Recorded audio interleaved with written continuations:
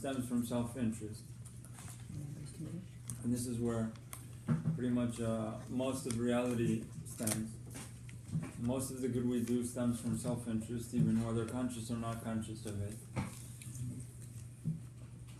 And at sometimes during a lifetime, or some specific instances, we might be able to reach the second level above that, where we do good, natural good, real natural good without self-interest, but still we feel that we did it. And it's very important to remember. The second level is natural good, stemming still from the animal soul, and the reason why it's stemming from the animal soul is because it has because the feeling or the experience of the action that I just did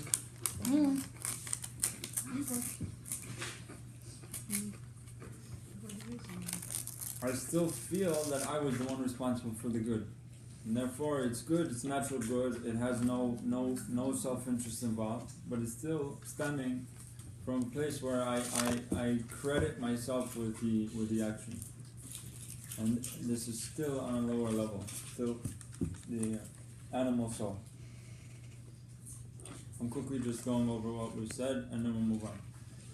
The higher above that, all these correspond to the Hashem's name. Remember, Hey being the lowest, the last letter of Shem Hashem, Vav being the second lowest, right after the lowest Hey, and that corresponds to the natural good that stems from the animal soul. So the two lower letters of Shem Hashem are the animal soul. And then you have the two higher letters of Shem Hashem, which is the Hey above that. That Hey is doing good, real good, without any self-interest, but that good, the good standing on the Vav, the natural level, is natural good, but it has conscious awareness of God. I'm aware that the good that I'm doing is from the divine soul, and it's not mine. I don't credit myself with that good. That's the Hey? That's the Vav, above above the Hey, sorry. The Hey above the Vav. The higher Hey, right, above the Vav, sorry. My mistake. Above this, we have, remember that this Hey that we just spoke about, even though I know that it's stemming from the divine soul, I feel that the divine soul alone is giving me the capability of overcoming the evil inclination. But as we learn, and this means that it's not enough the support of the divine soul to overcome evil. I have to also be aware that I need God's assistance in order to overcome the evil inclination. So the divine soul alone, sourcing the energy from the divine soul alone, doesn't allow me to overcome the evil inclination. And that's the first yud. The first yud is when I'm consciously aware that I still need the assistance. There's still a war going on, right? I didn't beat the war. Where maybe at the level of Hey that we just spoke about, one would think maybe I won the war. No, I thought you said, Hey, it does good. It does good, natural Understanding good. that Hashem is the one that does it. Right. But the Yud above it? The Yud above this is understanding that Hashem is doing, understanding that it's sourced in the divine soul, but knowing that that's not enough to overcome the evil inclination. It's not enough. It's still not enough to overcome the evil inclination. And there's yet another war. And that war, what is the war? The war is noticing the difference between the good that's stemming from the natural good of the animal soul and the good that's stemming from the natural good of the divine soul. Sometimes I can do a good deed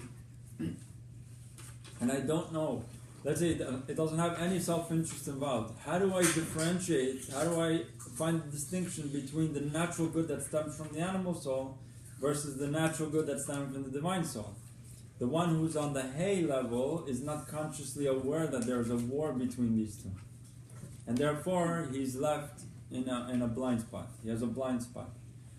The one that corresponds to the Yud above that is consciously aware of the war between the natural good stemming from the animal soul and the natural good stemming from the divine soul. What benefit that gives it? That Hashem assists him to overcome the evil inclination, and really overcome him, and not be delusional to think that I overcame it just with the divine soul. Meaning, what's the benefit? The benefit is that I actually can overcome the evil inclination, whereas the one who is still on hay has a long way to go to overcome the evil inclination and might not even be aware that he's not overcoming. Remind us an example of what it means. Remind us what it means in example of everyday life for the hay. I'm still stuck on the hay. It's very hard to find. If you're not aware of this hay, it's very hard to give an example for somebody who's in the hay and the high hay, because most of us are not there. I'm just right now, we're evaluating. No, okay, but it's a person that does good. He knows that Hashem is the one that helps him, does good. He doesn't take the credit for himself. Right. Okay? But he's not aware he thinks of that the war. divine soul alone is enough to overcome the evil inclination. He thinks that it's enough that if he's learning Torah and is connected to Hashem. No, I don't want to connect. So what do you mean divine soul? All of these people are learning Torah. So and what do you connected mean to divine Hashem. soul? The divine soul alone has the capacity to overcome the evil inclination without any assistance. Imena kadosh baruch hu ozero. What does it mean? Imena kadosh baruch hu ozero enu yacholo. If a kadosh baruch hu doesn't assist, enu yacholo. Yet him, by tuning into his divine soul alone, he seems to overcome the evil inclination without the assistance of God. Can you define divine soul? That's what we've been trying to define. We usually define in depth the divine soul in the second year. What we're learning in the second year. But right now we're trying to define the animal soul. Like the first year is to really get in-depth understanding of our animal soul. I'm trying to understand what is a person that thinks that only his divine soul. That's why I said wins the trying to understand the level of the divine soul right now. Meaning we're just evaluating the levels where good is motivated from, where is it sourced from. We're not necessarily getting into the examples of Yud K. No, it's not Davini Val Davini. This is what I'm saying. Yud K is for a much more advanced stage. 1 second. Being tuned into the divine soul is for a much more advanced stage. Right now we're really dealing with the Vav K. Okay? So yes, we're evaluating right now. We're quickly just saying the levels where good is sourced, but we're not defining the Yud K right now because we can't do that. We can't do that because you'd have to go through all of the classes we did in the second year to even grasp what I'm trying to say. When it talks about examples that have to do with the divine. היוד כו' זה כאילו סמליות ליחידה, לא? לא, רגע. לא? We're corresponding Yud Ke Vav Ke right now to explain the different sources of good, where they are sourced from. זה בסדר? Meaning, I can do good. When I look from a chitzoni level, an exterior sense. So many people can do good. I want to now know, is this good that he is doing stemming from self-interest? Is it stemming from real natural good that has no self-interest involved, yet he thinks that he's the one who did it? Or is this guy now doing good and it's stemming from the divine soul, which means he doesn't believe that he's doing it. He knows that he's consciously aware that he's not the one responsible for the good that's being done.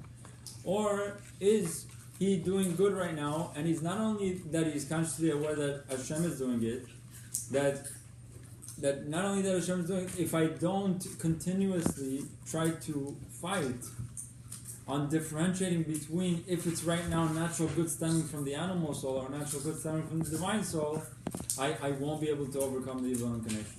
These are the 4 levels we spoke about. So the Yud K is when the person is in the level that is aware of the war and is constantly doing the work. No, the Yud. The K is when he's not aware that I'm there's a saying war the between Yud us. is when the person is aware that there is a war and is constantly doing the work of awareness to To give you an distinguish. example of somebody who is already on the level where his divine soul is the one doing the good, and he's not, and he's consciously aware that he doesn't credit the good, the action to himself.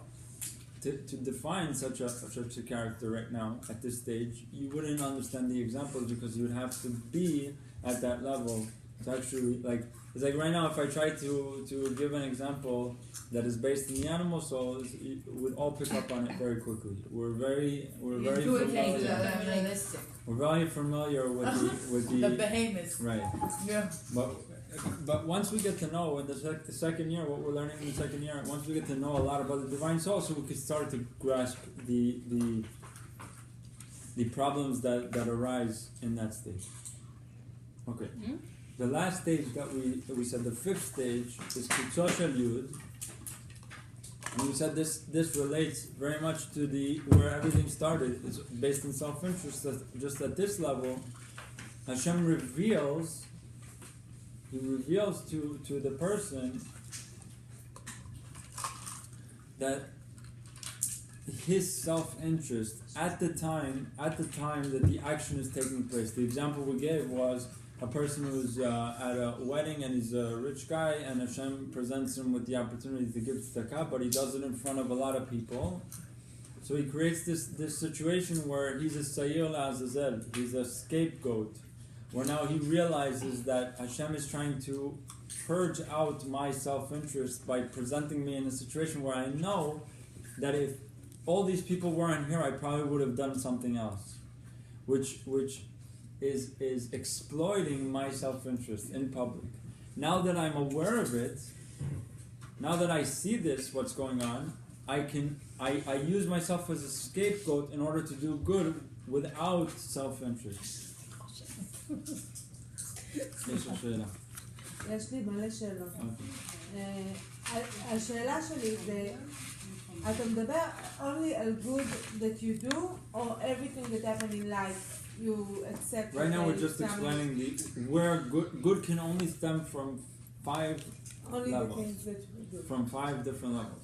Any good that we do, and we can say that today in our generation, 99.99 to the power of 10, all stems for self-interest. We're self-interest motivated good doers, or do-gooders. שזה הנפש הבהמה, הבהמית. Nefesh V'Amit on the lowest level. שמה? If I can analyze all of the good that I do on a daily basis, I would find myself that most of it is, if not all of it, is stemmed in self-interest. I could find the motivating force behind the lowest.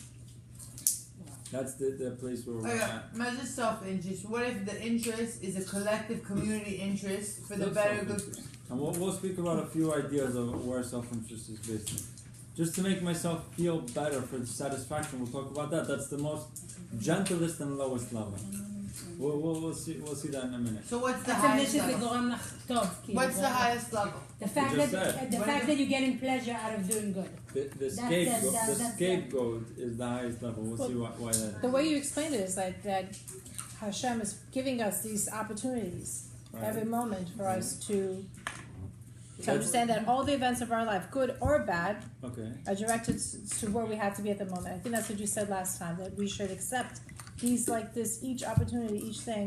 You're talking about the highest level. The highest 5. level. Yeah. Right. We're not, this is usually not our daily experience. Like regular people, our daily experience, we don't get to see, wow, look how Hashem is making me the scapegoat. I'm just doing things out of self-interest. I'm not even paying attention to what's going on around me. This guy, he's totally aware of everything that's going on around him, and he's able to recognize every situation as Hashem making him a scapegoat.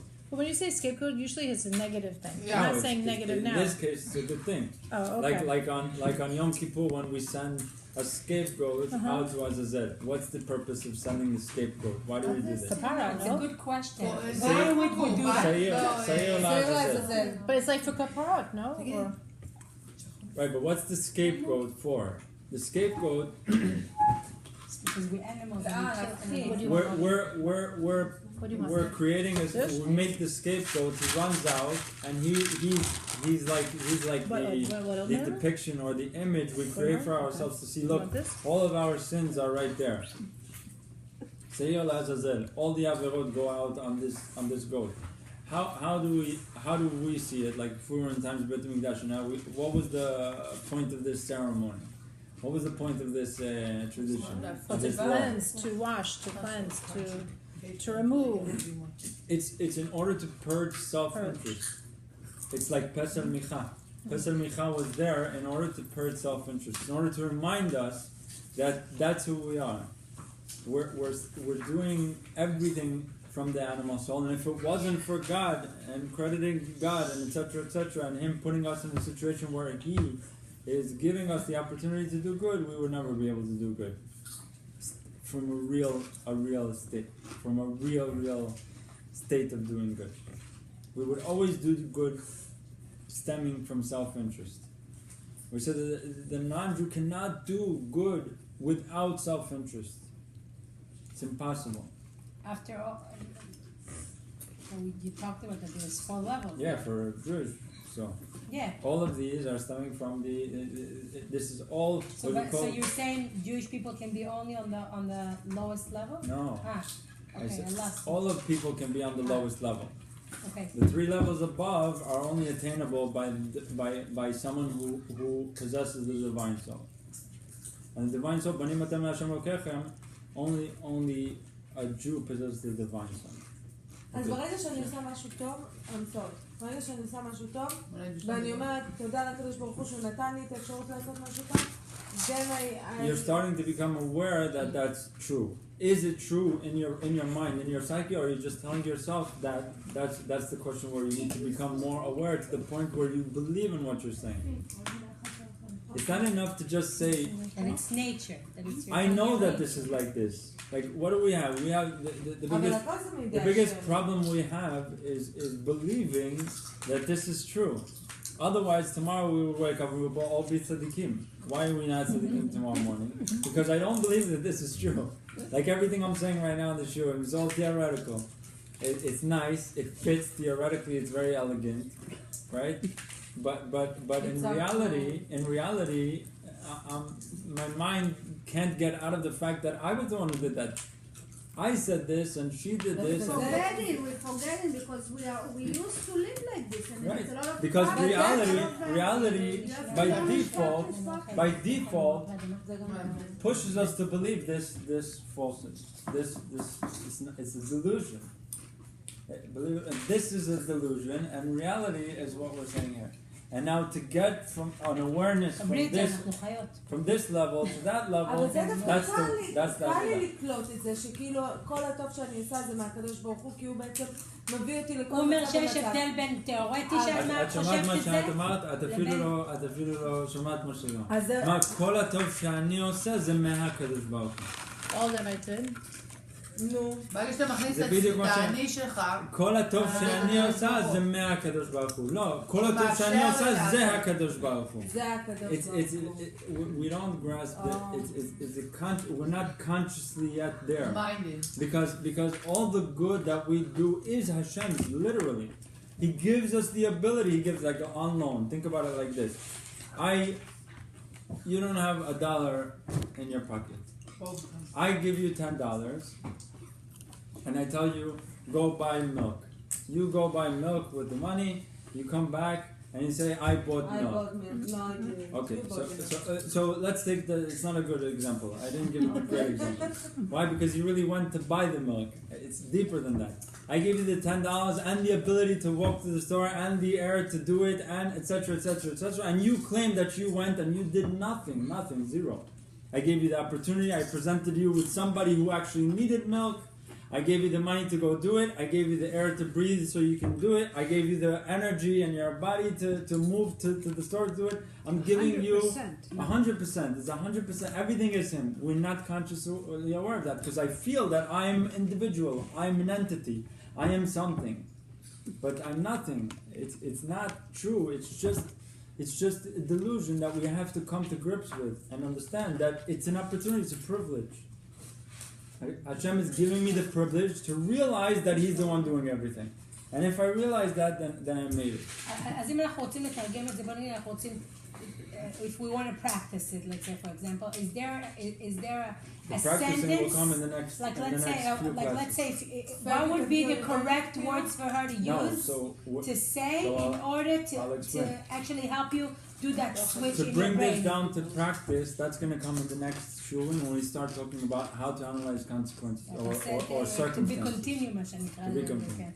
When we analyze circumstances are events or situations that we're put into. It's at that time that we have to start to become aware of how all of this took place. So a simple example, I'm in a circumstance, the circumstance I just gave you. Somebody asked me to go get me milk. I loaned you, or not even, you took your own $10, whatever the case may be. Who came to you and asked you to go get you milk? Right? Or to go get milk for me? Who made that happen? Who brought these things together? To give me the opportunity to go do that. That I have to start to become aware of it. And when I start to see, I start to put into place all the things that are coming together. I see that I'm responsible for zero of it. And even the energy and even the focus and even the conscious awareness of who's doing it, etc. It's all. But you still need to do it. With that, You have to do Yeah. it. what would be the way to describe what you did? So I'm saying, You see how I you went to can't buy disconnect. milk. You No, still have it's to do not it. like- Instead of her saying, I went to buy milk, what she should It's say. not about saying. No, but I think when you it say comes down it to helps when you it comes down practice, no? one second. When it comes down to emes, like when it comes down to the real thing, when I really come to the awareness that Hashem is doing it, when I finally come to grips with that, I won't need to say anything. I won't need to, like, it's like you're saying, you're practicing. You just you're have practicing, to you're acknowledge practicing. it inside of you. Right. So how do we come to the awareness? So is it a mantra? Do we repeat words over in our head? Everybody has their own way of doing it. We'll see. But it's all about analyzing circumstances and doing it one step at a time, not taking everything in one shot. I'm not supposed to now be like this, looking at everything that's going on in my life. She just moved her hand left, she moved her, what does that mean? And start going crazy. That's not what we're talking about. We're talking about simple exercises that one can do slowly to start to become aware of their environment around them, and that it's being how do you say? Synchronified. It's something that's coming together, and I'm not the one orchestrating it at all. I'm being orchestrated.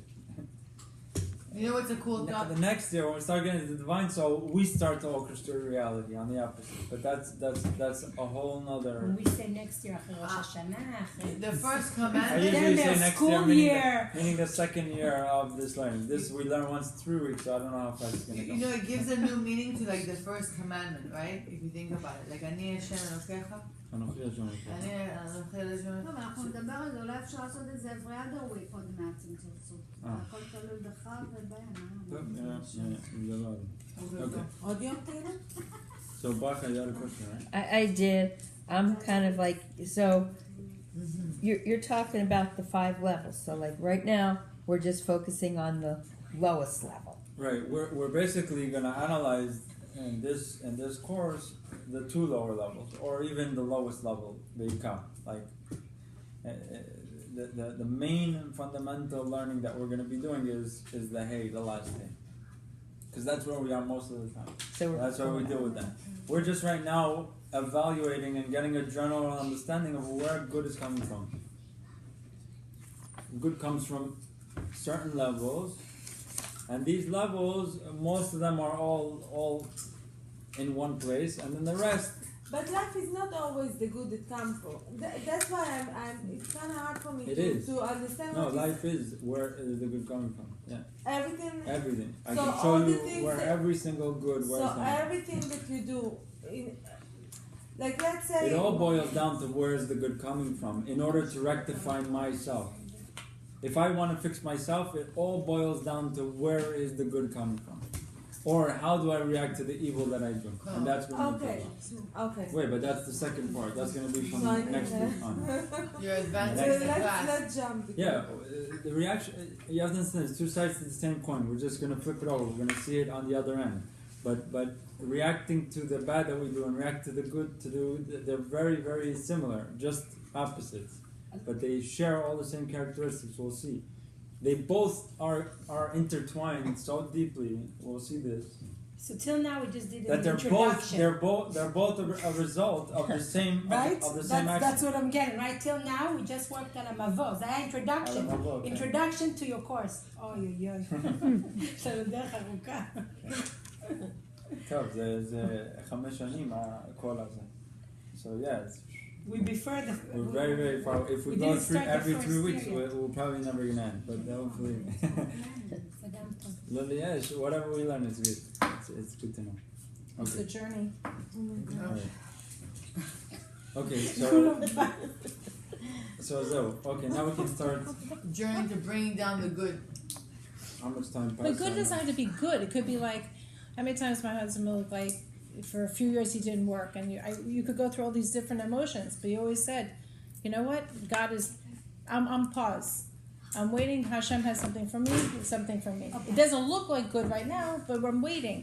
No, Of we're course, not I'm talking like about, jumping up the walls. We're not talking about things that come to me. We're not talking about from me. Where is the good coming from? Not what's happening as a result, as a reaction, like what reality presents to me. Oh, I thought that's a reaction of my actions, Yeah. and that's the circumstances I need to analyze in order to rectify myself. Okay. So yes, everything that's coming to me is always good.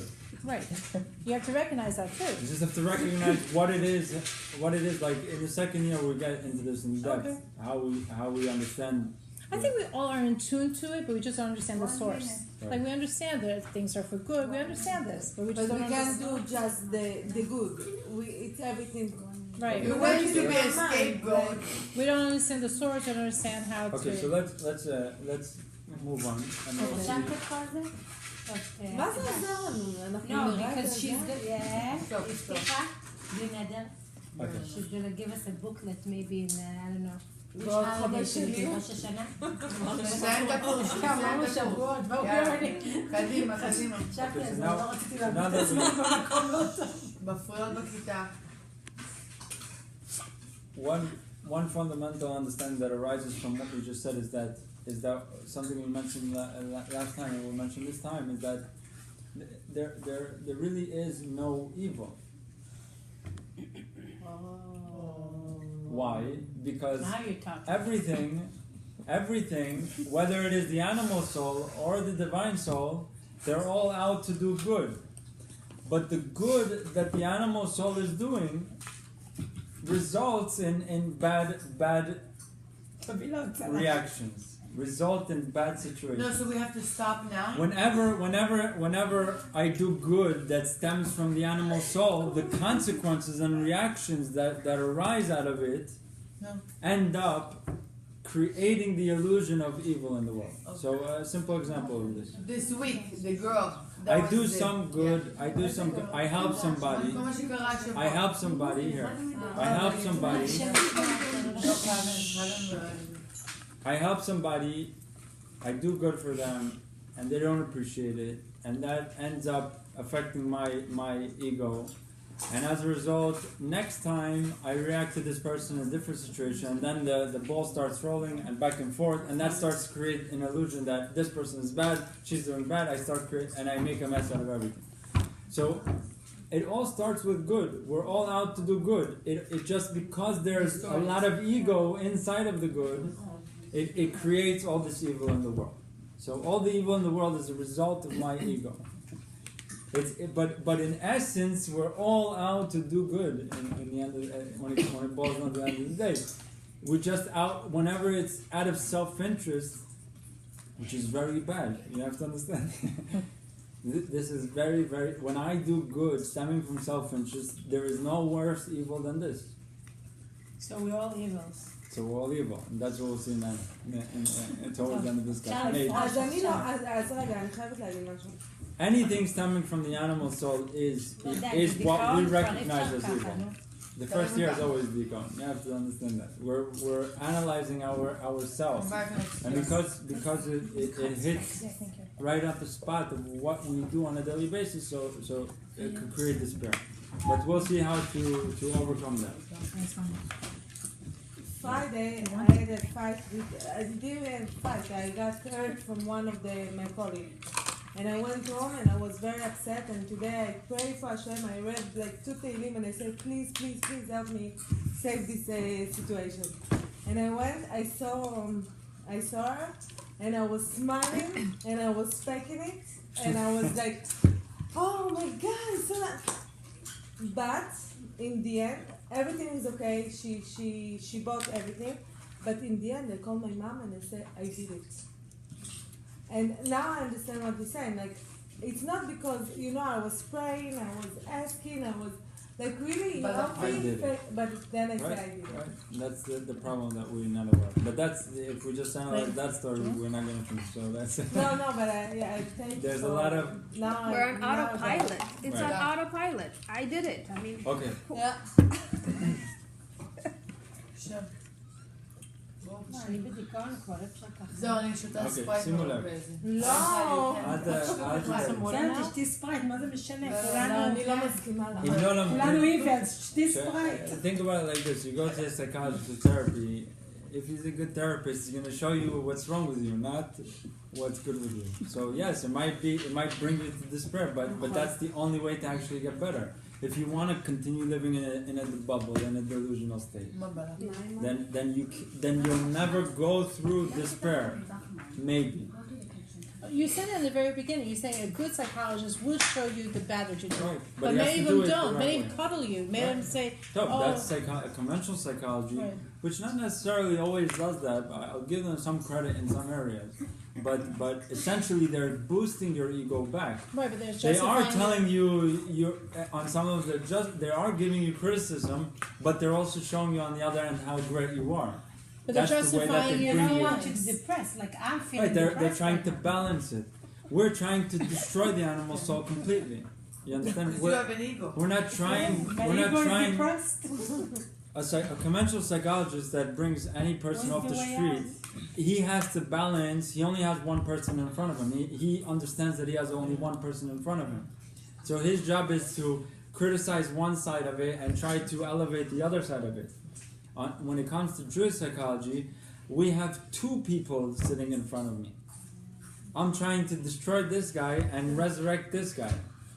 So I can get rid of this guy completely. That's what we're trying to do. We're trying to show you that the animal soul is completely, you can do away with right now at this specific stage. And you have to resurrect the godly soul that's within you. When it comes to a non-Jew, he doesn't have 2 people. He only has one person, so you can't just destroy him.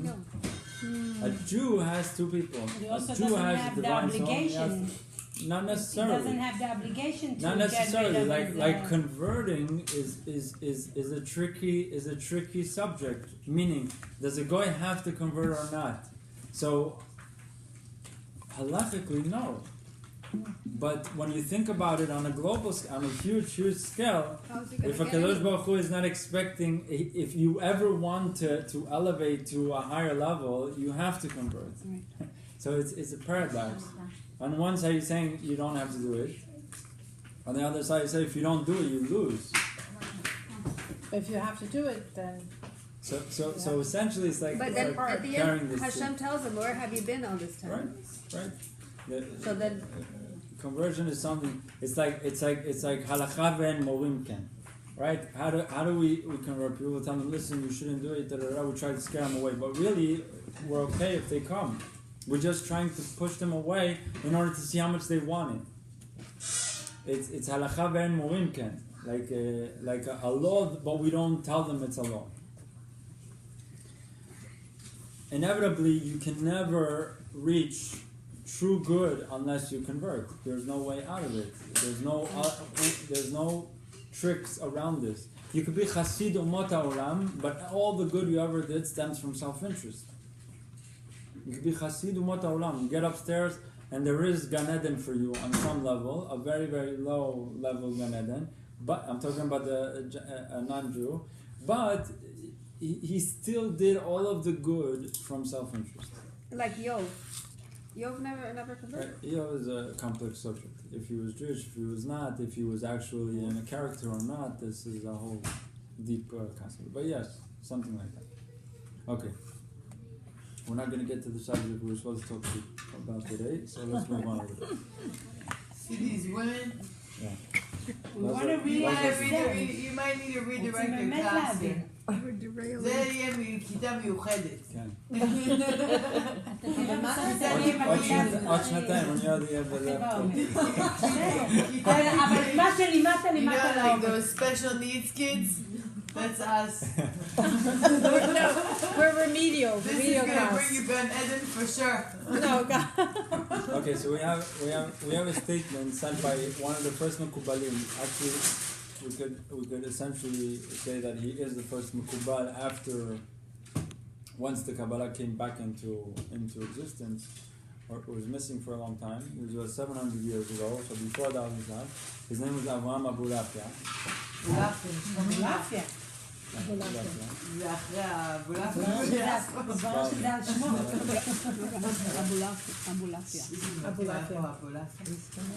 Okay, and he said that God's name is an acronym. And the acronym is Yetzer HaTov v'Yetzer Hara. What is Hashem's name? Yud Kei Vav Kei. Yetzer HaTov v'Yetzer Hara. What's wrong with this acronym? יצר הטוב ויצר הרע. Yetzer HaTov v'Yetzer Hara. What's wrong with the acronym at first glance? Now we already have the tools to understand it in depth. But at first glance, what's wrong with the statement? What's wrong with this acronym? ויצר הטוב ויצר הרע. That God is bad. How does God, in His name, have Yetzer Hara? Because there's no evil. How does it exist? Very good. So now we can understand the statement. Really, Hashem's name is whole. Hashem Elokeinu, Hashem Echad. But how is Yetzer HaTov v'Yetzer Hara a part of His name? Because the Yetzer Hara just represents the animal soul, but the motivation of the good that's stemming from the animal soul. Take this one step further. Think about it like this. It says that Amalek, he wants to keep Hashem's name separate. Ki yad al kesya. Yud Kei, Vav Kei, Yud Kei and Vav Kei should be separate. Now we can also appreciate this Ma'amar Chazal, the statement said by the sages. Now, what does it mean Amalek wants to be separate? Yud Kei and Vav Kei. Who wants Yud Kei or Vav Kei? Why would Amalek say, I want to separate the names? You understand the problem? I don't think everybody is with me. Yeah? Yes. Because the whole purpose is to bring the name together for Hashem. לא, אני מסתכל על הפנים ויש קצת... I'm still on before. Tell me the acronym again, but say it slowly. יצר הטוב ויצר הרע. The good inclination, the evil inclination. לרשום לך את זה במעבר, אבל אמרתי לך, כתב לך כזה יפה, לא נהרוס. אל תהרסי לה. יצר הרע ויצר הטוב. יצר הטוב ויצר הרע. יצר הטוב ויצר הרע. So we said at first glance, the problem with the acronym is what is V'Yetzer Hara doing in Hashem's name? And we said to illustrate this further, to demonstrate how, and strengthen our argument even further, we say that Amalek says he wants to split Hashem's name, Yud Kei and Vav Kei. Keep Yud Kei, I'll take Vav Kei. So we would say to Amalek, what do you want Hashem's name at all? Just go on your own way and go home. No. The Vav Kei, Amalek, what we're saying here is very, very deep. Amalek is the motivational force where self-interest is at its source. Right. Why? Because he creates chaos out of self-interest motivated good. How does evil come to be? It comes to be out of doing good from self-interest. That's what he's interested in. האגו. Right? Any good done because of the ego ends up in a lot of chaos in the world. So Vav Kei, leave for me. I'll take the Vav Kei. I'll get the people doing good and destroy the world. And you keep Yud Kei. We'll take this even a step further. אבל מה זה עמלק? עמלק זה... Amalek is the archetype. It's the arch enemy of Israel. It's like if Israel is on one side, Amalek is on the other side. זה כמו שתי הדרכים הקיצוניים. וכל הגויים בעולם הם באמצע. הם לא 100% רעים ולא 100% טובים. אנחנו 100% טובים בפוטנציאל, והם 100% רעים.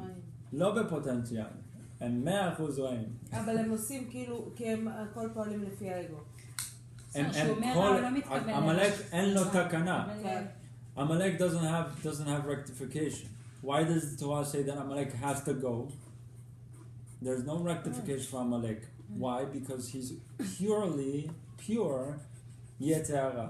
What does that mean? He's totally motivated by ego. We coined the term. We said tzaddik berish'ato. He's a tzaddik rasha. He's ahead of What does that mean? He's a pure rasha.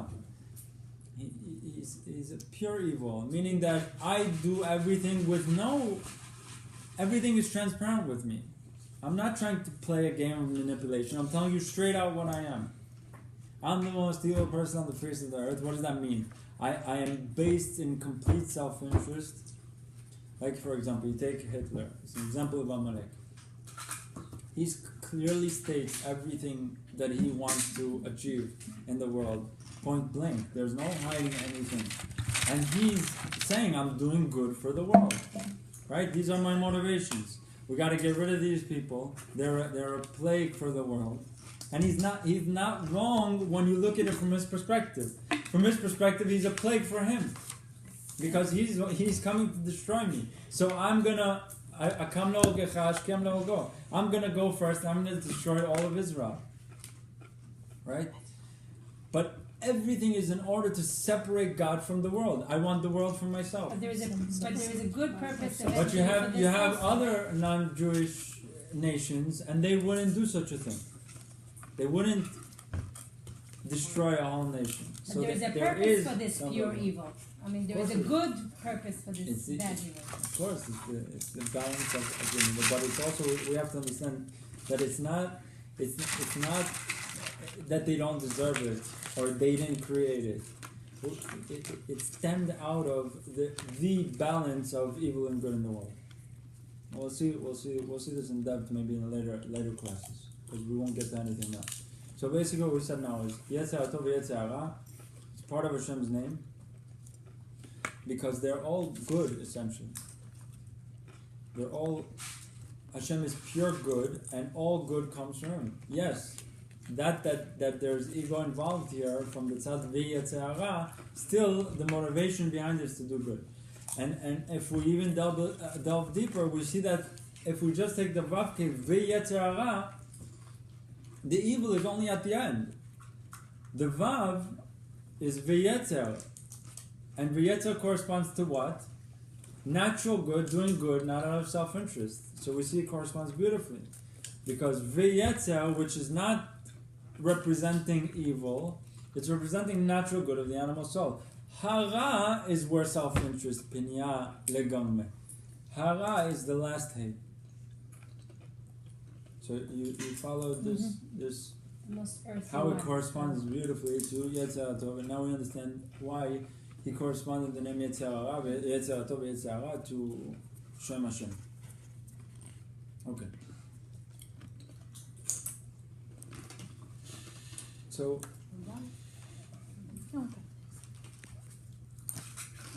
what we said over here is that there's two complete driving forces that are doing good, stemming from the animal soul.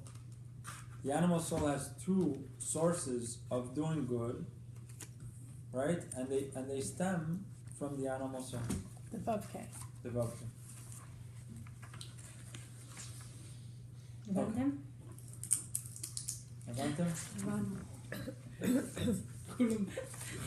The pretzels? Yeah. Okay, now out of this arises another beautiful understanding.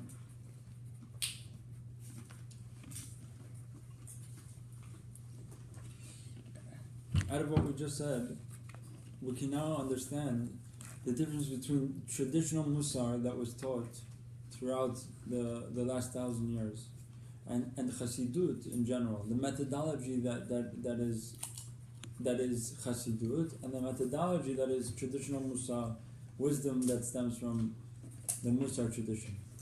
Musar is the first works of Musar. The first works of Musar being, the traditional set of books that deal with Musar.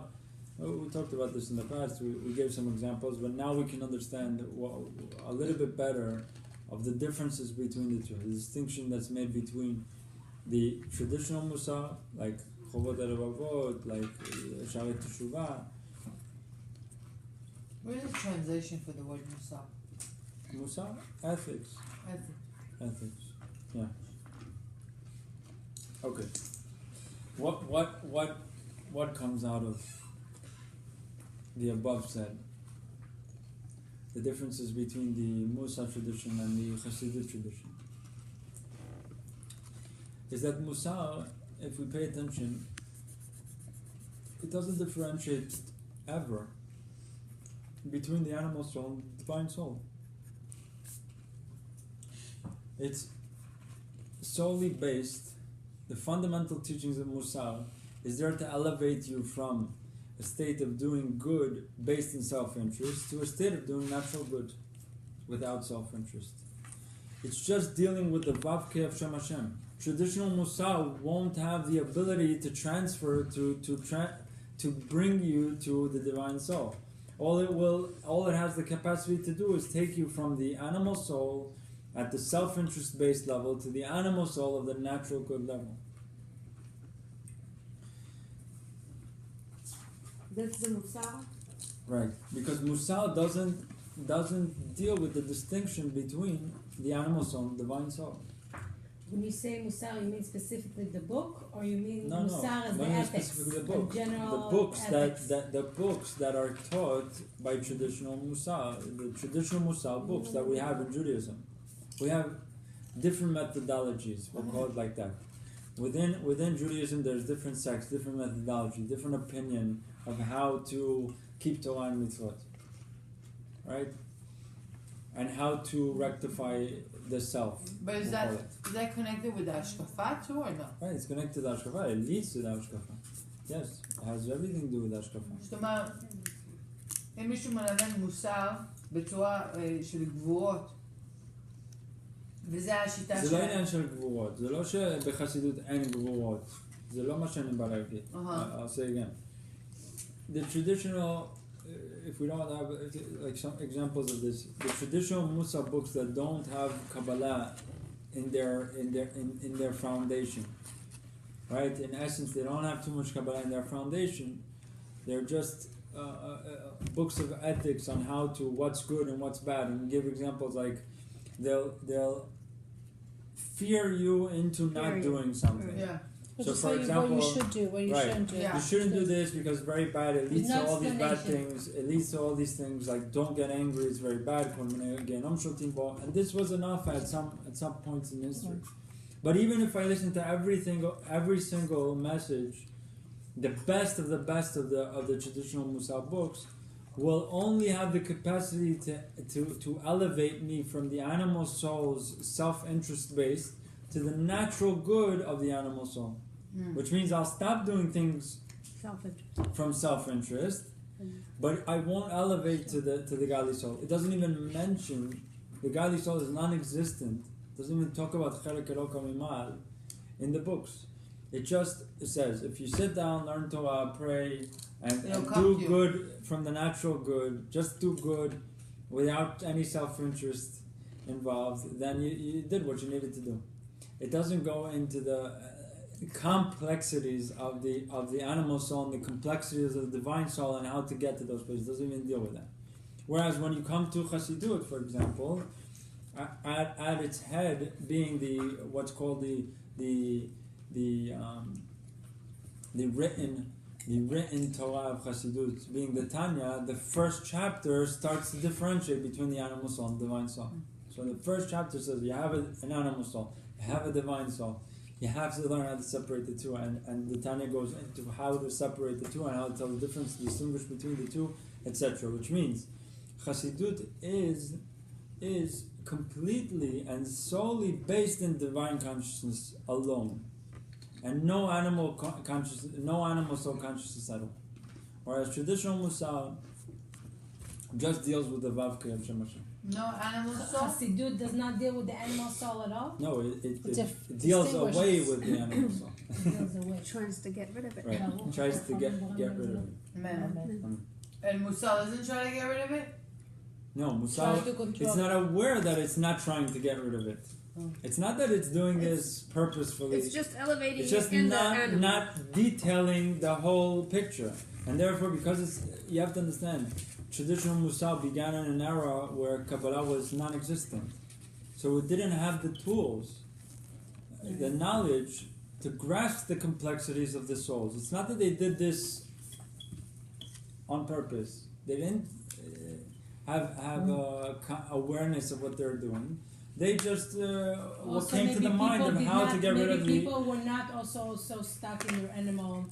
Right, it was much easier. We said that there also. wasn't that need. It was much easier to Like overcome today there is a need for the the Kabbalah. self-interest, the animal soul. But still, they weren't they weren't in the state of the divine soul. This is the big mistake that we talked about in the past, that if you're not aware that you're not doing L'Shem Shamayim, right? If you're not aware that right now you're not doing for the sake of heaven, you'll never reach for the sake of heaven. And that's the problem that was all throughout those generations. You have to understand why the Mashiach he wasn't even in the Ofek, how do you say? He wasn't even on the horizon in those times, is because they weren't even close to being ready. Because they weren't even aware. Right, it's But we're close, just right? just the How just close are we? the reason why just the fact that Chassidut became popular 300 years ago and starts to become more and more popular is by definition the sign that we're starting to become aware of the differences, and that creates the closeness of the redemption. The redemption is close because we actually are getting there. Whereas all those years it was desolate, there was nothing, there was not even in the Ofek, it wasn't even in the horizon. And the reason being is because everything was fine. There's nothing wrong. There was no real need to differentiate between the two. And not having the need to differentiate the two is the problem. Okay? מה? לא, זה הנשימה הזאת של ההבנה של כמה עבודה יש. כן. זה נקרא הכנעה. Okay. How much time do you have? המתקה, זה Let me see if I הכנעה. can go into the next topic. הופה, שלום. לא, אבל צריך לתת עכשיו הקדמה על כל מה שלמדנו. ליזי? בוא, יש מקום. שבים בית שלה. אז בעצם מה שאומרים, כאילו, יש דתיים שאומרים, fake it until you make it, תעשה בלי לחשוב, בלי לזה, זה בעצם דבר, זה מוצר. זה נחשב למוצר. If that's the main top, fake it till you make it, then yeah, that's not even Musar. Musar gets talked about it. אז בעצם לעשות משהו בלי להתכוון, בלי כוונה מלאה, בלי... The only way you're ever going to get there is if you dissect it like we're doing now and really master all of this information, you have a chance of getting it. You don't just stumble upon the divine soul, let's put it that way. Women do. אבל מי שחוזר Not בתשובה. necessarily. That it depends on the Baal, on the man. And if he doesn't stumble upon it, which he never will, unless he learns, then she will never So reciprocate. it's all because of the body. Because of the Baal. Wait, You're right. when you get married? They could technically stumble upon it if the man happens to be a great, he starts to learn and starts to dissect and starts to work on himself. Otherwise, she's a reflection. She has to reciprocate his state of being. But that was like Rabbi Yaakov's wife, like when she met him, like she needed, I mean, what I took of it is like she needed him to become a great big, I mean, she needed that so she could be elevated, so she could... אז אני לא יכולה לעלות אם בעלי לא נמצא בשלב... זה קשה מאוד, כי מה זה עזר כנגדו? השם רצה שאת בסדר, תהיי... בסופו של דבר אתם כל פעם תשמעי, תביאו אחד את השני. אם את מתחזקת, בוא נגיד, אז יש סיכוי גדול שהוא יתחיל לזוז קדימה. ואם הוא לא? אני יכולה להגיד לך ששנים אני הייתי קדימה, ועד שיריב הגיע, והיום יריב הוא קדימה אליי, ואני ככה, If you begin, כל פעם. I don't want to say this in the wrong way. You have to understand what I'm trying to say. You have to do it with a lot of chukhmah. A woman has to do a lot of chukhmah. She has to move forward and slowly, with a lot of, I don't want to use the word manipulation. Finesse. No, manipulation. Finesse. She has Finesse. to start throwing it in and putting it there, and then he has to start moving forward. If he moves forward, then you'll move קצת forward. רגשי, קצת. If not, if you decide I'm going full steam ahead and I'm leaving him behind, then the eventuality, the inevitability is that you're one day going to want to separate. You understand? אפילו אפשר לחיות You can. במצב של He's not. למידה. Either he's not going to want to be in your presence, or you're not going to want to be in his, which both of them are very likely. בקיצור, אל תשאיר אותו מאחור ולאט לאט הוא יתפוס... When you start being חוזר בתשובה, so you don't stumble upon it at all, like אתה בחיים לא עובר את זה. You might get, like we said in the beginning, Hashem will assist.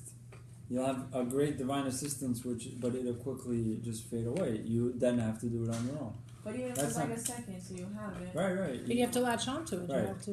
You won't be able to hang on to it. The beginning, nobody can. It's like hanging on to when you first find a wife or first find a husband. It doesn't last long. What? Why can't you make it last longer? In the beginning, there's a lot of excitement. There's infatuation. There's enthusiasm. There's a lot of lack of ego from both sides. But then reality sets in, egos start to come back, and separation starts to take hold. The only way back from that is to nullify each side of the ego, and then you find yourself back. But that beginning is just Hashem's way of saying, here's an image of what could be. Now let's see if you get there on your own. So think of falling in love is doing tshuva. It's the same thing. Doing tshuva for the first time is like falling in love. This time you fell in love with a husband and wife, that time you fell in love with God. But it's essentially the same. It doesn't last unless I nullify the ego to God, or I nullify the ego to the husband or to the wife. We said this in the past. You get married for what reason? To have kids. A man gets married with a woman in order. What do I take away, and what does she get? Like what's the takeaway? If I nullify my ego and she nullifies her ego, which is a result of me nullifying my ego, what do we both go away with? Like what is the exchange that's taking place? A woman gets something else, a man gets something else. So we said this in the past, I think. So I get married, a man gets married to a woman in order to receive shiflut. Oh, right, we said that. And a woman gets married to a man in order to receive simcha. Happiness. Right, you said that. The exchange of nullification of ego is that I find my place in reality, which means I become totally nullified of ego. I become shafel, in the good sense. And a woman reaches simcha, happiness. Because she's, by definition, a woman is at her source, she's depressed. A woman alone.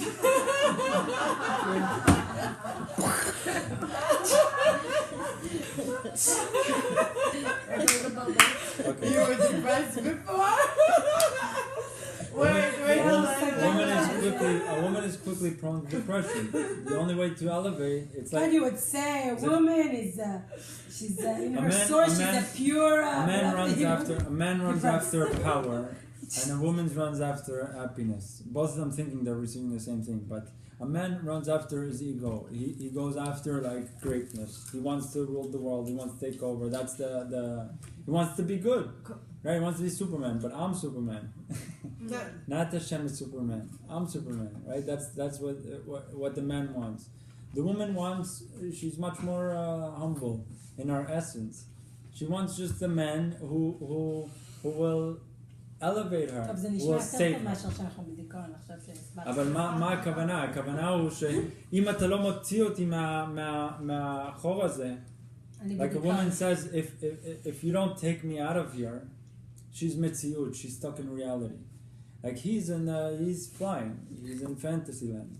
Even if he's alone, right? If he's alone in his life, the rest of his life, he'll sit in a room all alone, watch movies, drink beers, and go into a state of fantasy. So he could eliminate some of the depression. So the woman, her essence is in reality. She's stuck in reality. So She's all day contemplating a realistic situation. She can't just fly into a fantastic world, especially when she has children, especially when she's stuck in a real world. So if he doesn't come and take me out of here, he goes off to his work, to his man cave, to his world, and she's stuck in reality with the kids and everything. And if he doesn't come get me out, how does he get me out? So she's all day mashpila with him, right? You're nothing, you're garbage, you don't bring money, you don't this, you don't that. She's all day pounding him, right? That's the negative side of the woman. She's trying to get herself to a happy state. How does she think she's going to get there? Do something, get me out. So her natural reaction is like, get me out of here. And how is she going to do it? So she sits on him and she says, move. Now she thinks that if she gets a lot of money, that will save her. It doesn't work. The guy makes money. It's not saving. Where are you? You're in fantasy land. Come back. I'm coming up with a new plan. I'm coming up with this. Whatever fantasy he's in, she's trying to bring him down to reality. It doesn't matter if he's successful or not. You have to find the distinction. She wants him here, with her, like she's like, I want you here with me in hell. but that's not what she wants. She's like, you don't feel all of this that I'm feeling. Come feel it with me. But in reality, what she wants is just the man to not only acknowledge, yes, or feel, Validate. but she wants him to Be in reality. To, like, think about it like this. When she finds a guy and she's attracted to him and she wants to get married to him, or etc., she's seeing some potential inside of him. And it's not how much money you're gonna make or how much. It's not. It's some potential.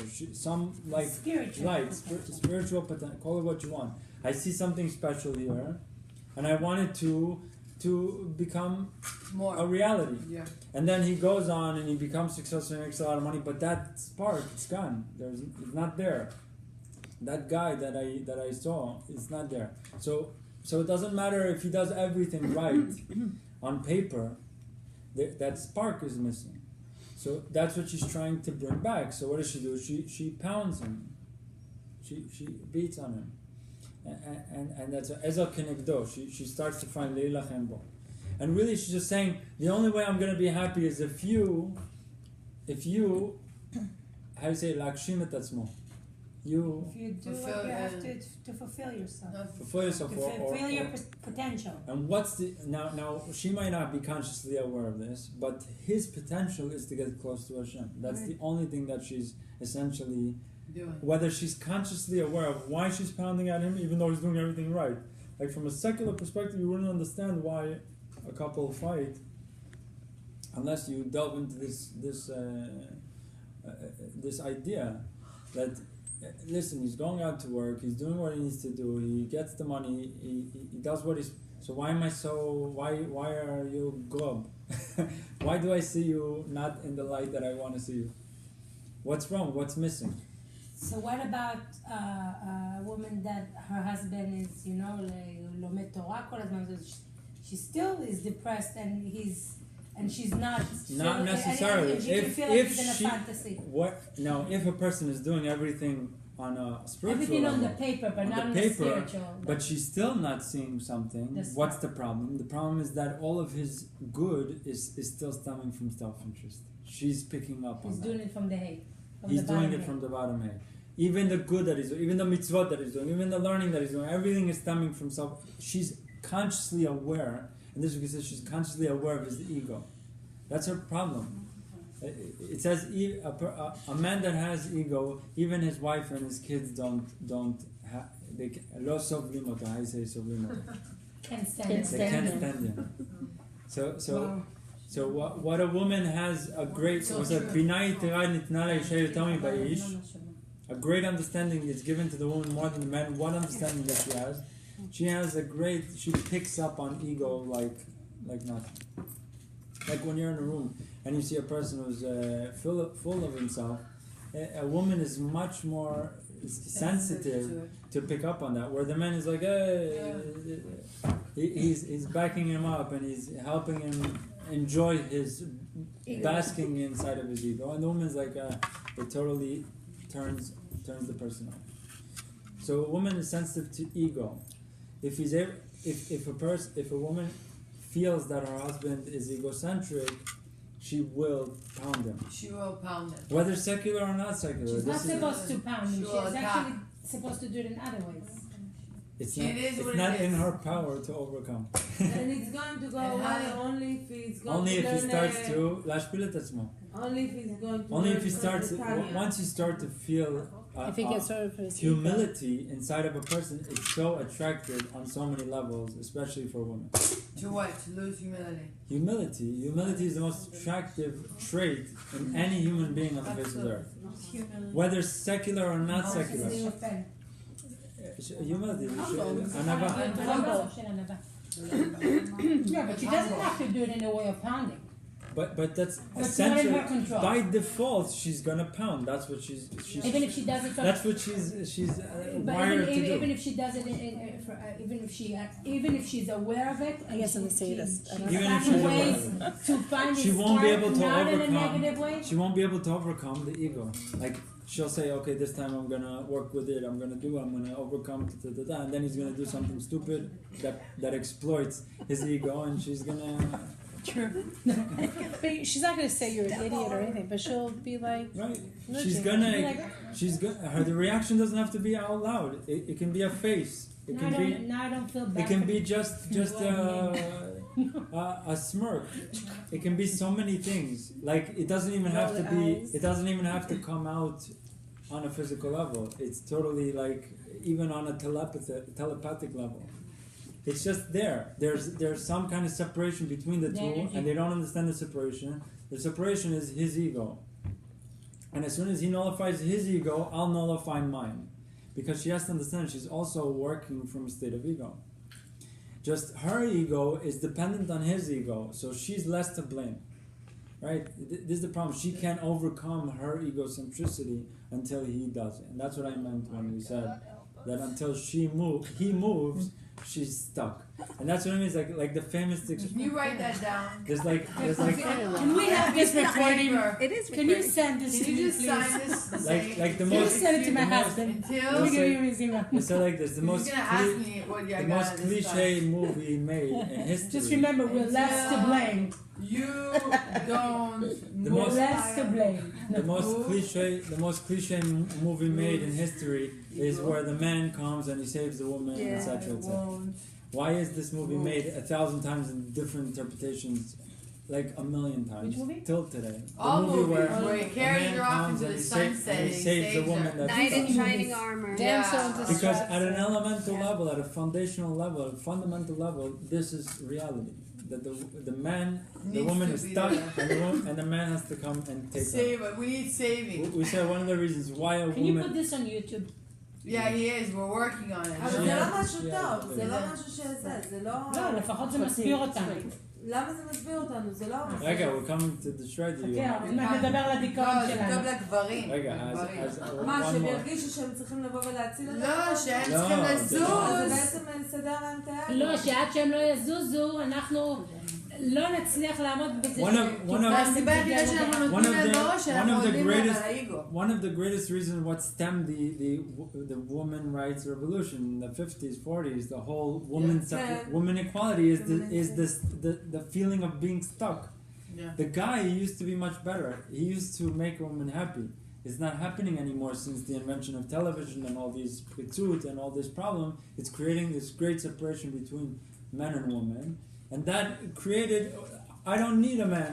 A woman's what is one of our greatest conflicts, we talked about this, we made a whole class about this, is that she, at her fundamental level and a very, very essential level, she knows, like what do you tell a girl?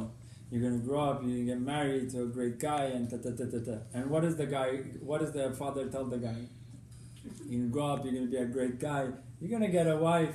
It's just a side. It's just he's the event, and she's gonna grow up to the event.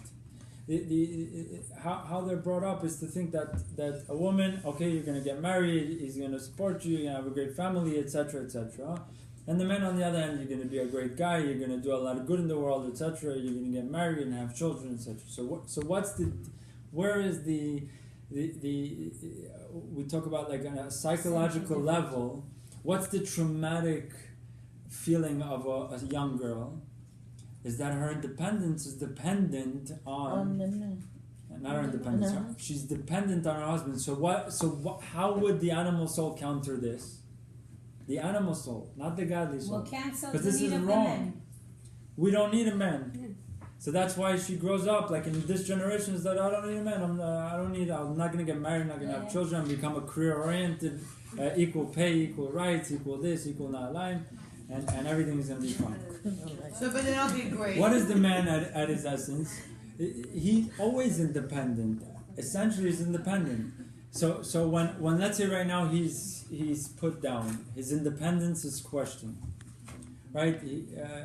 He finds himself in a situation where his independence is questioned. He's not worried. By tomorrow, his independence will come right back. When a woman's independence is questioned, she's very worried, so she presents herself as independent. For example, I'll give you an example of this. A guy gets sick. For 2 days, he's out cold on his bed. He doesn't move. Right? Why is he not worried about how he's the optics? Why does he not care that he looks like a baby? I need my mommy. I need make me soup, and I can't move, and my arms hurt, and this and that. Why is he not worried about the optics? About his? We're talking a very deep psychological level. Because you know that he's going to. Because tomorrow he's going to wake up and his independence is right back on track. But the woman, on the other hand, she has to counter her essence. At her essence, she knows she's dependent. So when when a situation presents itself and it exploits her dependence, she will counter by acting completely independent. How will she do this? So she gets sick. I'm strong, she gets up, she makes soup, she does this, I can do everything, as if I'm not sick. Why does she do this? To counter her innate dependence. The man, on the other hand, his independence is word of wisdom is by default, so he doesn't care to just break down. That's why a man will come to a woman and he'll start crying and he'll become all smoochy and he'll become all open to the wife, where the woman, she'll stay very, very concealed. On the other hand, she'll hold her feelings inside. It's the same at the essence, all the same. A man can break down. A man can break down easier than a woman can break down. A woman will hide her. The only way she'll break down to a man is if she feels completely safe in his environment. Then she can show her vulnerability. But the man, if there's a separation between the man and the woman, then she can't present her vulnerability. That's why in our generation, a woman shows herself as like very strong. Yeah. She's not very strong. She's just concealing the breakdown because she's trying to counter the word of wisdom. Okay, how much? We don't have any time, right? So לא הגענו לשיעור שלנו. לא, אבל זה היה But השיעור של this is היום. all women. I mean, you're describing my 21-year-old daughter exactly. Right. But you're saying Jewish women, Right, non-Jewish. at the You're saying young age, at about 8-9 years old, a girl feels completely independent. It's the first time in her life, and that quickly changes. So at this age, she all of a sudden finds herself without a need. Like a girl at 9 years old, she's not thinking about boys. Maybe in our generation it's a little bit different, but at this age, when they become conscious of themselves, but they're not necessarily attracted to the other side, they feel some kind of the greatest happiness. But then all of a sudden, 12, 13, 14, they feel like, what is this thing that's, I need something. And then all of a sudden they start to fall into big problems. They start to fall into psychological complexes. At this age, they start to yearn or aspire to get married. As soon as they get married, the day after, they're like, well, maybe I don't need this guy anymore. They try to fight for their independence again. They're not even consciously aware of this most of the times. But they're pulling back and showing their independence is their traumatic experience of feeling that dependence is a flaw. But in Judaism, for a woman, dependence is not a flaw. Dependence is a positive trait. For a man, independence is a positive trait. The dependence that for a man is dependence on God. Dependence for a woman is dependence on her husband. The independence of man is independence towards his wife, and the independence portrayed by the wife is only to bring the man to his independence. We follow this whole. And the only way for a woman to get to her happiness is if she sees her husband Independent. What does that mean? independent. Finally reaching his nullification of ego. Potential. Sheflut, which is his potential. Which is full potential. So it has nothing to do with her fulfilling herself. No. Her fulfilling herself is It's fulfilling, making sure that he's fulfilled. That's what I said. She did her job. She made the person that was supposed to be in potential. She brought him to potential, and that's why she even gives herself a lot of guilt when she sees a man just wallowing around doing nothing. She feels guilt because she feels that she failed. As I didn't do the job I was supposed to do. We have a lot of this problem in our generation because what's the problem?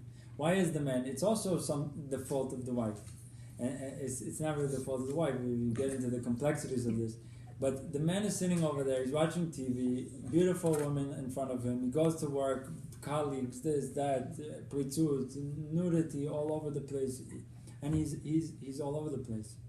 His mind is just in 1,000 pieces. It's almost not his fault. I don't want to say it's not his fault, but it's almost not his fault in our present environment. And therefore that separates, it starts to create a lot of distance, and that starts to fall into this whole chaotic situation that we're in our generation. The only way to counter... If there is no TV, so... But he's Is saying, it he's too- saying is- he's It's not only TV, it's But a isn't state it of too life. late for that? I No, mean, not necessarily. But if With it's a lot strong, of will, if you believe why, with a lot of learning Torah and a lot of will, any man can overcome. That's why one of the sages were very, very scared to be in this generation. They said, we'll never make it. And the truth is that most of the people, the sages of the period of the Gemara, are not the incarnations in our generation. Our generation, according to the Arizal, is the incarnation of the people in the Midbar, in the desert, which are much more higher elevated souls. They can actually overcome it. Our generation has the capacity to overcome it. but the woman can overcome because women also go through. Again, if you're locked, what is marriage? Marriage is like I'm locked in a box. I'm locked in a house, and in this house, I'm dependent on the state of mind of where my husband is. Otherwise, I have to disconnect, and then I'm alone, right? And I go off on my own, and then I'm going to look at my husband and say, "He's not here. I'm getting divorced, and I'm going to find another guy that I can maybe fix." That's not how it's happening. It happens Not all the right time, now. right? No, you don't get divorced. Women. Not necessarily. Divorce is the most is very very popular today. אז זה מה שאני אומרת, אבל לווימן עדיין יש יותר מצפון אני מאשר... לא אמרתי שלא, זה מה שאני עושה. אני רק אומר it's going to be very hard for a woman to progress forward and leave her husband behind unless she's consciously aware that there is a good inevitability that I'm leaving. And that's why you'll see, I deal with this, where women, they feel like they want to move forward, but then they see their husband in that background, and they're like, okay, I'm going to come 3 steps back. They could do it, but they see the exit. They see that they're gonna leave. They're gonna destroy this family. So they try to pull a few steps backwards. What you should do is very complex. If you feel that I'm never gonna get out of, he's never moving anywhere, so the woman could say, I want to help a different guy that maybe has the potential of making it. If she feels that it's something that she can do. I'm not saying that it's not a chovah, it's not a halacha. A woman has no halachic obligation to get married or get divorced. It's the man that he has to. If you want to go throughout life with a failure, the person who won't make it, Or even if you push him a few steps forward, it's enough. It's still work. It's still something accomplished.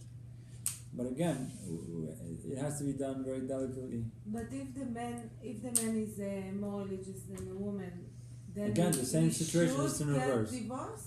Usually, the man has more power to bring her forward. In most cases, it's much better when the man is moving forward than the woman is moving forward. But I know cases that are not like that, where the man is moving forward, but the problem is that he moved too fast and he left her behind, and now she's mad at him and she doesn't want to hear from him. He did it wrong. Mm-hmm. But usually, if the man does it right, if he moves forward, he could bring her very easily. Yeah, but the problem is that when a guy does tshuva, he becomes very egocentric. It's stemming from self-interest, and then he's like, I command you to do this. I command you. This is my house. I'm going to tell you what. And then when he does that, he loses her because she hates egocentricity, and he's doing the exact opposite of what it's supposed to be. It's very, very adin. It's a gentle.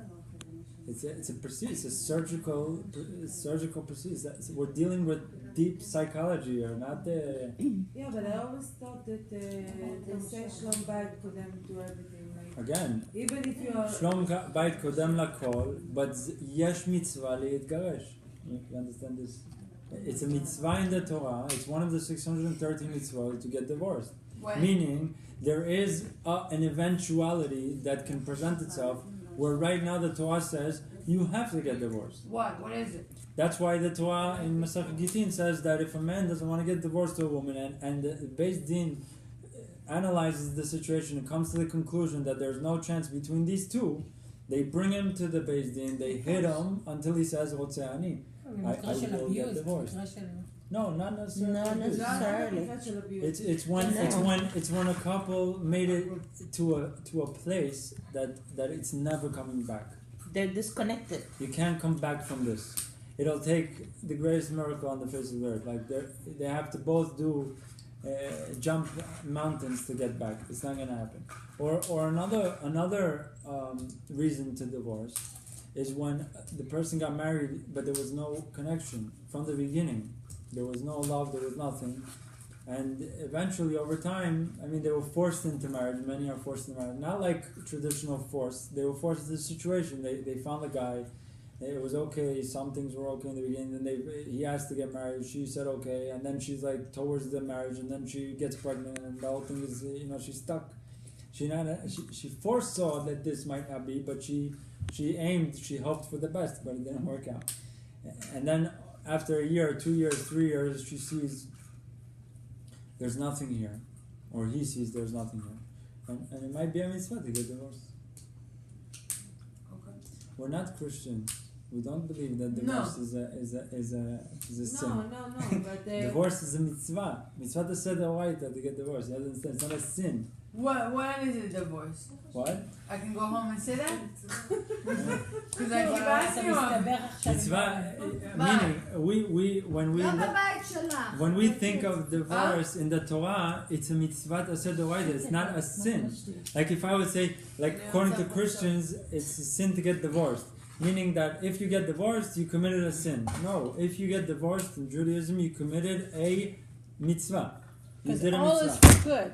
Because the situation, the eventual situation, yes, Hashem cries, it could have been, you could have made it, but you messed up.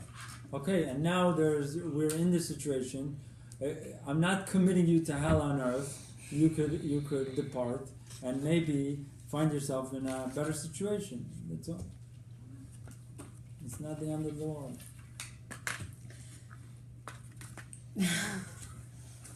Again, this wasn't supposed to be a meeting. But see, that's practical. But to somebody, you always take me back to Shlom Bayit.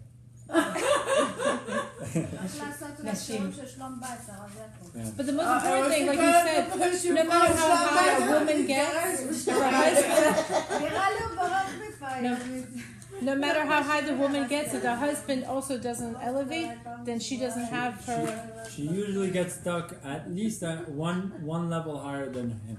But then that means that we don't. you're stuck with the guy. That's what the job was. No, I understand, but Really, what does that mean for essentially, my like, soul? like if What would that mean? No, for the soul, you have to understand the woman. They overcame the original sin at the time of the giving of the Torah. So technically, on a technical level, they already completed their tikkun. So the reason why they chose to come back over all these generations is to help the men get back. Right. That was the original mitzvah anyways.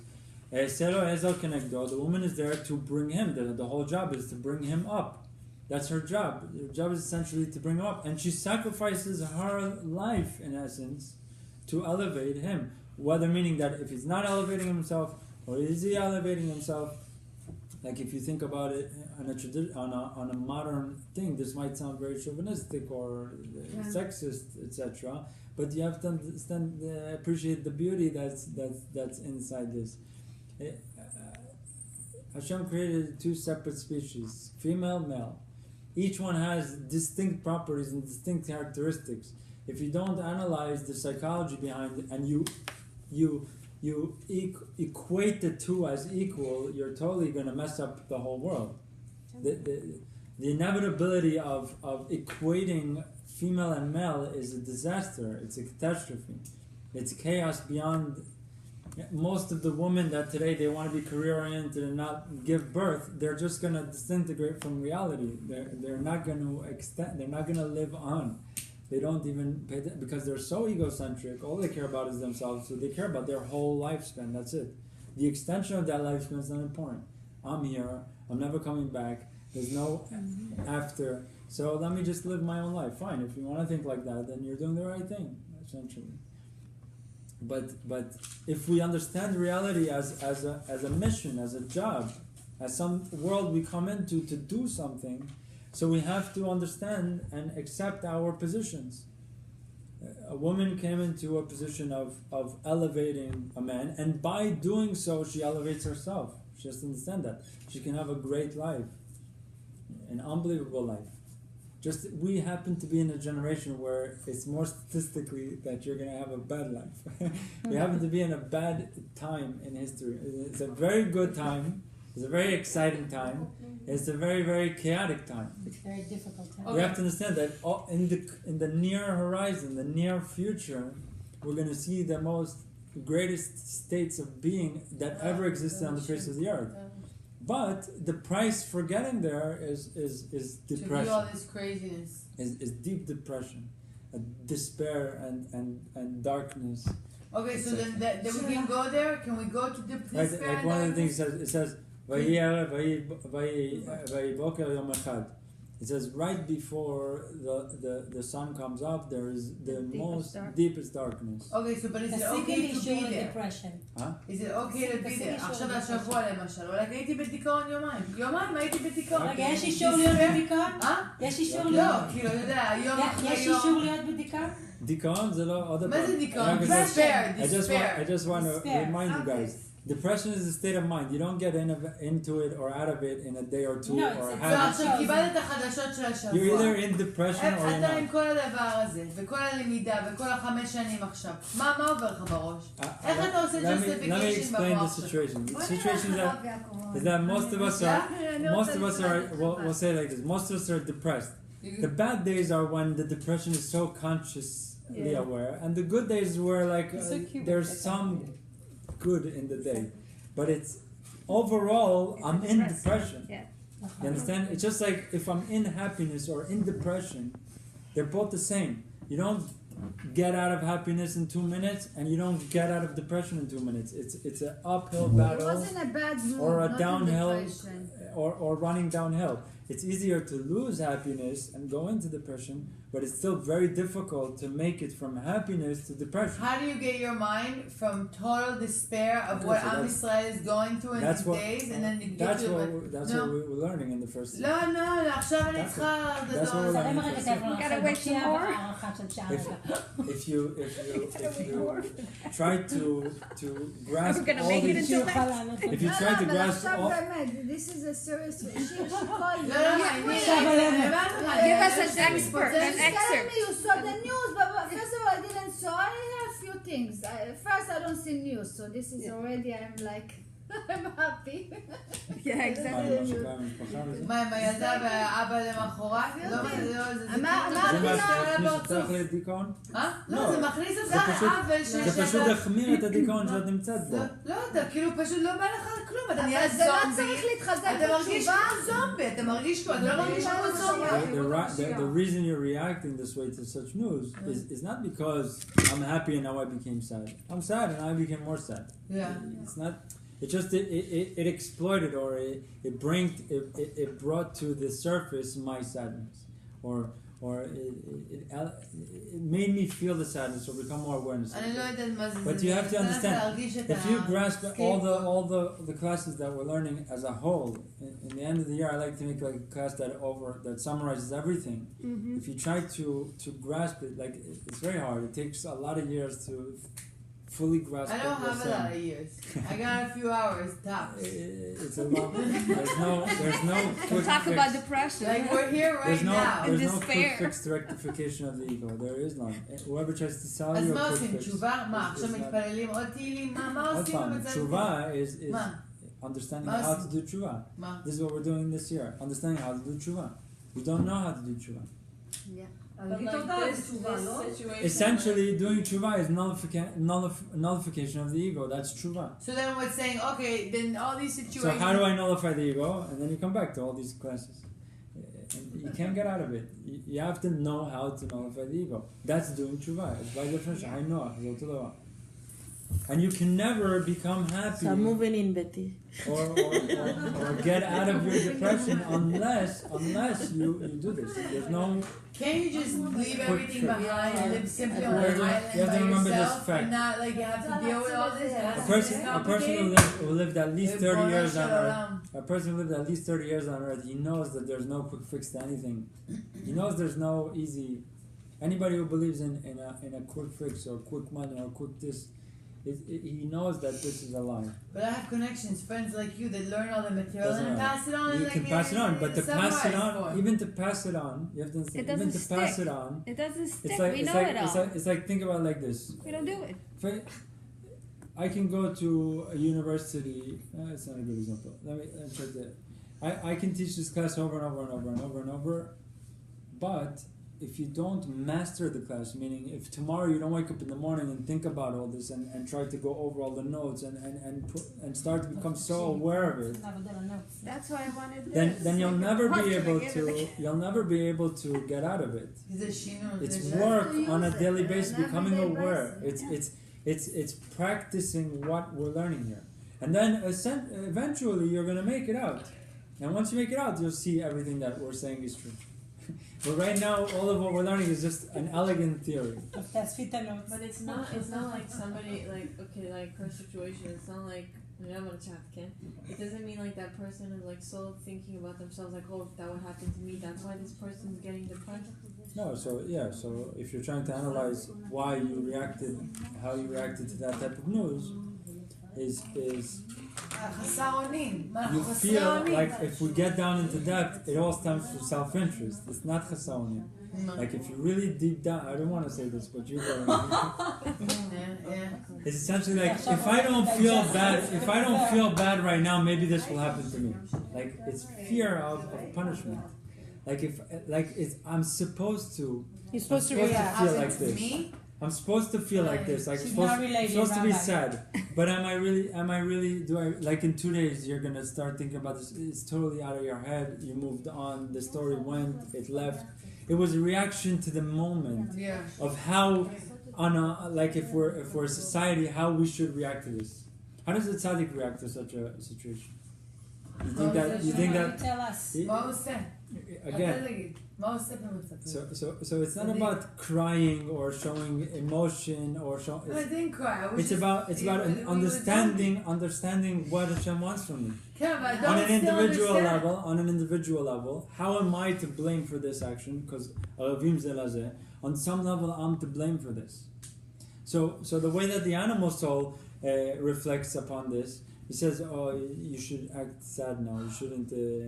You shouldn't think about it. You should be a little bit sad and talk to your friends and tell them, listen, did you hear about the fact? Oh, it's so and play this whole thing, and then one day will pass, and okay, that family is out of the news cycle is over, and the next thing is so that's the animal soul's reaction. What's the real way to react to such a situation? What did I do wrong that this happened? What did I, on an individual level, do that I am to blame for this? So that's number one. Number two is reacting on an empathetic level from a Jewish soul is to understand, like, even the mother reacts she's like you understand, like, okay, she might be just saying that and not really believing it, like Booyah or something. Like Booyah is an example of somebody who totally sees reality as it is. She didn't react with days of crying and going insane and jumping up and down. And you might depict her as cold-hearted completely, and she's the opposite to the extreme. She just understands reality on a much higher plane. She sees that really the boys, they're up there. It's not that זה לא באמת כל זה סתם פוטו מרגנה, זה לא אמיתי. It's not yes, they will, but חזרת הפיקדון, here you go, this is what you need, this is what you need. So when you understand reality like that, the reaction is not the animal soul reaction. Oh, did you see? And you make a big protest, and then you make this, you make this whole Benghazi situation. You feel bad for this ambassador. Nobody cares about him. Nobody even knows him. It's stam bishvil propaganda. It's in order to advance political interests. It's all a show. It's all animal soul show. The news today is just the news is feeding us the bad news. It's a good thing. Why is it a good thing? Because it keeps us like this, sad and depressed. What does sad and depressed eventually get you? To realize your animal soul, to come to the awareness. Like if I stay happy and everything is good, like 100 years ago, nobody saw the news. Only the local news was available. Betty, you need to be a little bit depressed, okay? What happened in my shkuna? So at worst, in a 100-year period, some guy died. Another guy maybe broke his hand. You understand? So it's like most of life, I was totally. So the only way to realize it is by being depressed. I never came to the realization of my self-interest, of my bad. So today's that the news is pumping just bad, depicting the world as bad, is a very good thing. You're saying that you need to be depressed in order to be. You said long time people used to be happy. They didn't realize that they were missing something. You need to become or depressed or in despair in order to realize that something is wrong. And it's the only way. It's the only way. That's why right before the redemption, this is the recipe. The recipe of redemption is bring the world to you don't look depressed. Pure depression. You're depressed? It's all, you can get out of depression even in an hour time, but you have to master the animal soul. You have to overcome the animal soul. I'm not saying that that's what Hashem wants, the ideal state. It just happens to be the state of events of our time. Thank you. Yeah.